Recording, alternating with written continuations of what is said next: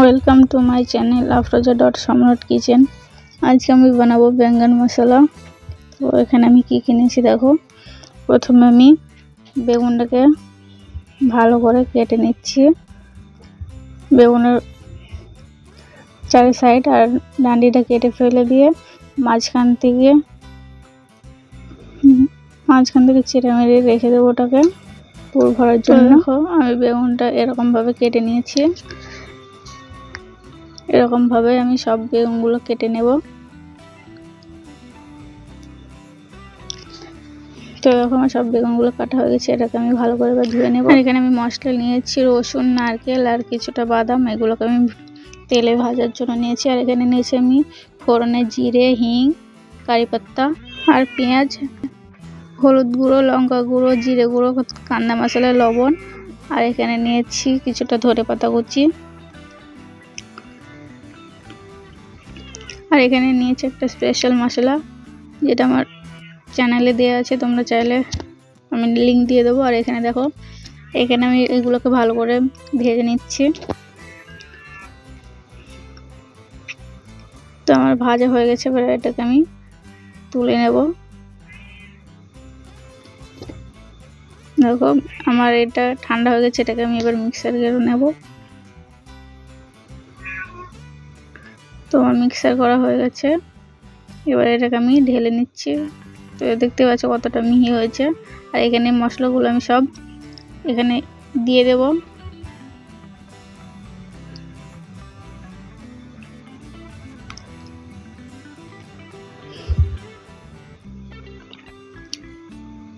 তো দেখো আমার মশলাগুলো সব এখানে দেওয়া হয়ে গেছে। এবার দিচ্ছি স্পেশাল মশলা। এবার এটাকে ভালো করে মিক্স করে নেব।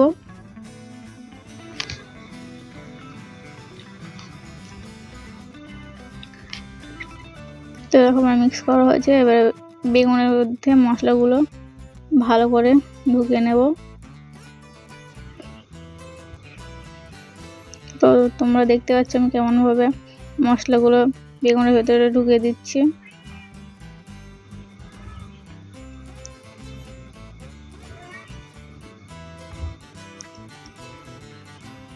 তো দেখো আমার বেগুনে কিন্তু মশলা ভরা হয়ে গেছে। তো আমি তোমাদেরকে একটা বেগুনে মশলা ভরে দেখিয়ে দিচ্ছি।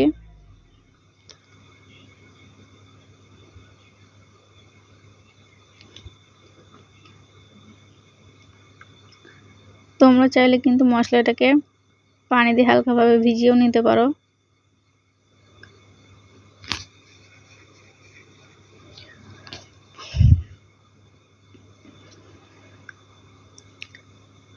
তো দেখো এটাও আমার হয়ে গেছে। আমি সবগুলো বেগুন এরকমভাবেই মশলা ভিতরে ঢুকিয়ে দেব।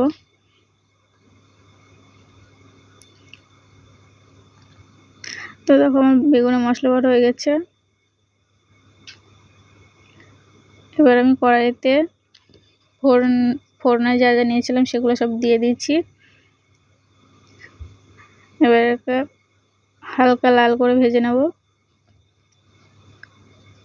এখানে দিচ্ছি তরি লাল মশলা কালারের জন্য।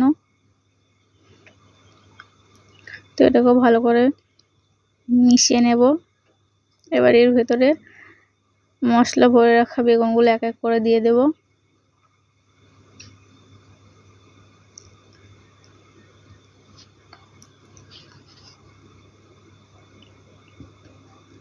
আমি কিন্তু এখানে বেগুন নিয়েছিলাম 250 গ্রাম, তোমরা কম বেশি এখানে করতে পারো।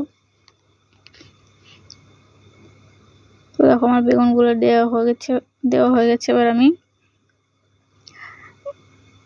উল্টে দেবো বেগুনগুলো, যাতে দুই পিঠে ভালো করে ভাজা হয়।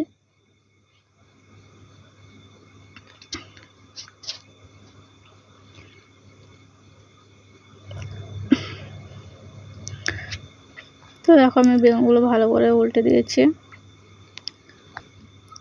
বেগুনগুলো কিন্তু খুব বেশি ভাজার দরকার নেই, অল্প করে ভাজলেই হবে।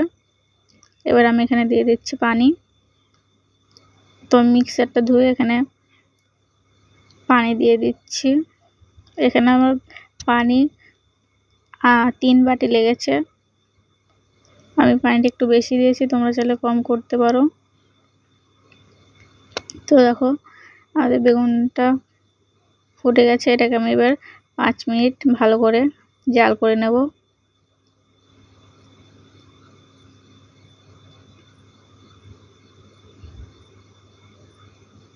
তো দেখো আমাদের বেগুন কিন্তু রেডি হয়ে গেছে। এবার আমি উপর দিয়ে ধনেপাতা কুচি দিয়ে গ্যাসটাকে অফ করে নামিয়ে নেব।